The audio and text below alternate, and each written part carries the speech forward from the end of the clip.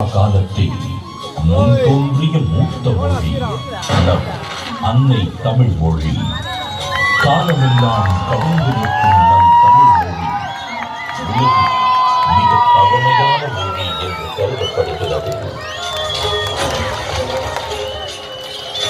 மொழிகளுக்கெல்லாம் தாய்மொழியாக திகழ்ந்து தமிழரின் வரலாறு, வாழ்வியல், அறம், மாண்பு மற்றும் கலாச்சாரத்தின் அடையாளமாக விழுந்து வரும் அன்னை தமிழ் மொழியின் தொன்மையில் அதன் பண்பாடு, இலக்கியம், சிற்பக்கலை, ஓவியக்கலை, கட்டிடக்கலை மற்றும் கல்வெட்டுகளில் காண முடிகிறது.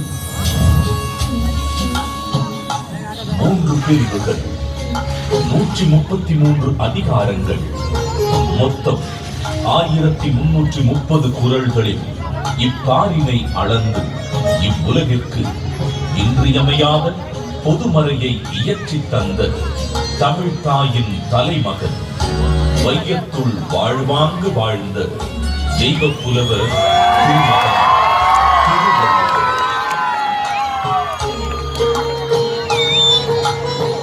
ஐயன் வள்ளுவனின் பிறந்த வருடம் தமிழக அரசால் கிமு 31 என்று வழங்கப்படுகின்றது. சென்னையின் மயிலாப்பூரில் வாழ்ந்ததாக கருதப்படும் இவர் காவிரி பாக்கத்தை ஒட்டி வாழ்ந்து வந்த மார்க்செய்ன் என்பவரது மகள் வாசுகியை மணமுடித்தார் என்றும் கூறப்படுகின்றது.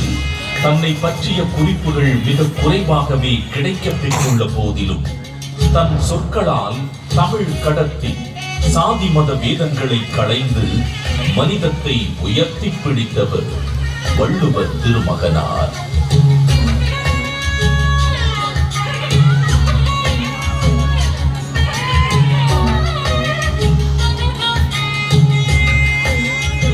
சுமார் 2000 ஆண்டுகள் பழமையான சங்க இலக்கியத்தில் 11 கீழ்கணக்கு நூல்களில் ஒன்றான திருக்குறளை தமிழ் மொழியின் தலை சிறந்த நீதி நூல்களில் ஒன்றென கூறலாம். 1.5 அடியில் 7 சொற்களில் மட்டுமே கொண்டு எழுதப்பட்டு ரத்தின சுருக்கமாக, அதே நேரத்தில் மிக ஆழமான கருத்துக்களை வெளிப்படுத்தும் நூலாக, மிகச் சிறிய வார்த்தைகளில் மிகப்பெரிய தத்துவங்களை அடக்கியுள்ள நூலாக இருக்கும் திருக்குறள் என்றும் அது வகுத்தளிக்கும் நெறிமுறைகளுக்காகவும் அது வழங்கக்கூடிய பகுத்தறிவிற்காகவும் தமிழர்கள் மட்டுமல்லாது பல்வேறு மக்களாலும் விரும்பி போற்றப்படுகிறது.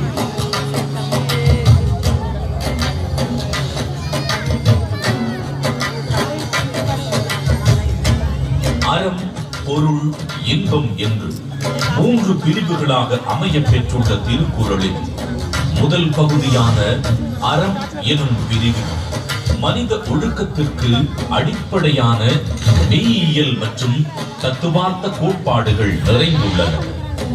உதாரணத்திற்கு, காலத்தினார் செய்த நன்றி சிறிதெனினும் ஞாலத்தின் மானப் பெரிது எனும் குறள் ஒருவர் செய்யும் உதவி மிகச் சிறியதாக இருந்தாலும் அதை தக்க காலத்தில் செய்தால் அது இவ்வுலகை விட பெரியது என்று கூறுவதன் மூலம் நட்பின் மேன்மையையும் உதவி செய்வதன் முக்கியத்துவத்தையும் எடுத்துரைக்கிறது. அடுத்த பிரிவான பொருட்பாலில் வாழ்வுக்கு தேவையான பொருளீட்டுதல், சுய மற்றும் சமூக முன்னேற்றத்திற்கான குறள்கள் இடம்பெற்றுள்ளன.